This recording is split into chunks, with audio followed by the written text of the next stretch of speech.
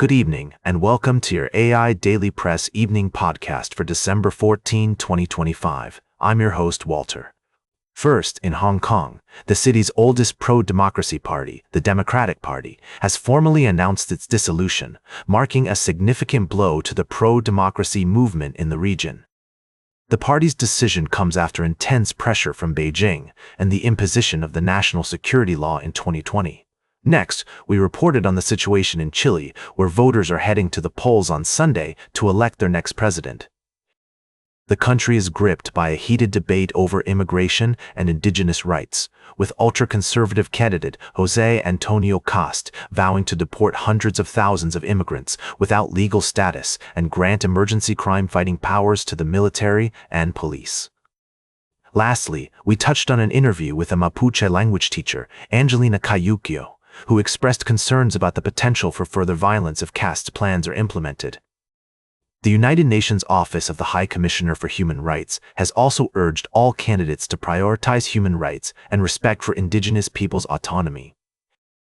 These stories highlight the complexities of the situations in Hong Kong and Chile, where the space for dissenting voices is shrinking and the futures of indigenous communities and immigrant populations hang in the balance. We'll continue to monitor these developments and bring you updates as more information becomes available. Now, for the latest in social and cultural news, here is Barbara Waters. You, Walter, and then she'll know what's right now. Firstly, we've been following the situation in Gaza, where concerns about a humanitarian crisis are growing. The conflict has left over 2 million people displaced, and humanitarian aid entry into the territory remains below the levels set by the ceasefire terms. We urge all parties involved to exercise restraint and work towards a peaceful resolution. Secondly, we reported on a tragic ambush attack in Syria that left 2 American soldiers dead and 1 civilian interpreter killed. The attack is believed to have been carried out by an Islamic State infiltrator working as part of a local security force. Our thoughts are with the families and loved ones of the victims. Lastly, we focused on 2 significant stories from Japan, highlighting the country's efforts in international cooperation and its quest for resolution on the issue of citizens abducted by North Korea. Japan has seen a record-high number of its citizens working at United Nations agencies, and the government has reaffirmed its commitment to resolving the decades-long abduction issue. These stories demonstrate the complexity and interconnectedness of global events. We'll continue to monitor these situations and provide updates as more information becomes available.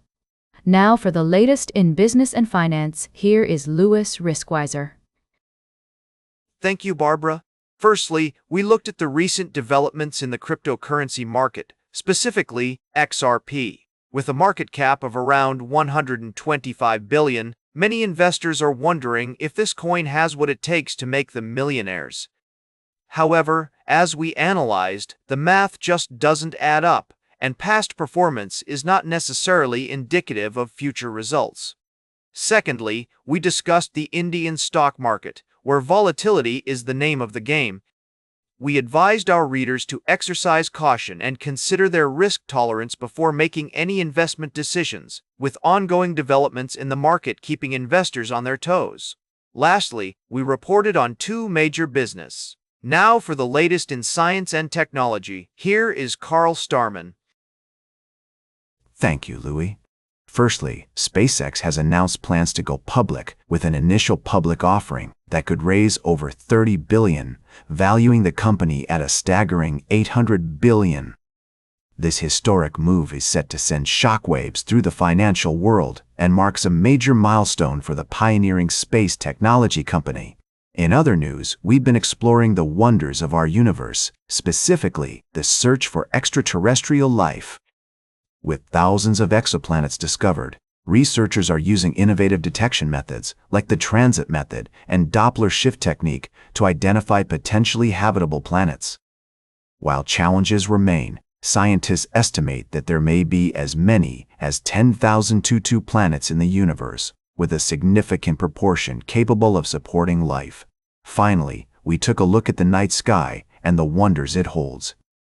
From SpaceX's ambitious plans for space exploration to the search for life beyond Earth, Our universe is full of mysteries waiting to be unraveled. Now, for the latest in sports, here is Howard Closewell. Thank you, Carl. Firstly, in the National Football League, Philip Rivers is making a comeback after 5 years away from the sport. This unexpected move has sparked debate among fans and analysts, with many questioning whether Rivers can still perform at a high level. We'll be keeping a close eye on this story as it unfolds. In baseball, the New York Yankees have re-signed Ahmed Rosario, a versatile player who played a crucial role for the team after being acquired from the Nationals last year. This move demonstrates the Yankees' commitment to strengthening their roster through incremental improvements. And in a remarkable display of leadership, Peoria Rivermen's head coach John Guy Trudell made the unprecedented decision to remove leadership letters from his players' jerseys, challenging them to step up and lead by example. The team responded with a resounding 5-0 victory over the Knoxville Ice Bears, showcasing their unity and determination. These stories highlight the drama and unpredictability of athletic competition. As we delve deeper into the off-season, we'll be analyzing these developments and more, providing you with expert opinions and insightful commentary.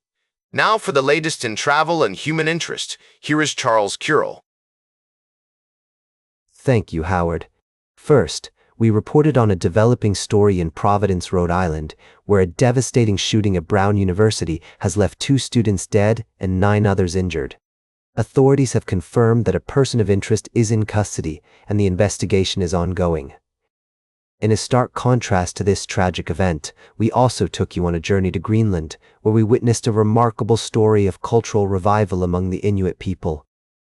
Despite facing numerous challenges, including climate change and cultural suppression, the Inuit community is determined to preserve their language, traditions, and way of life. Additionally, we explored a complex issue in international relations, as a potential alliance between 2 nations could have significant implications for global politics. We delved into the details of this developing story, examining the potential consequences and reactions from other countries.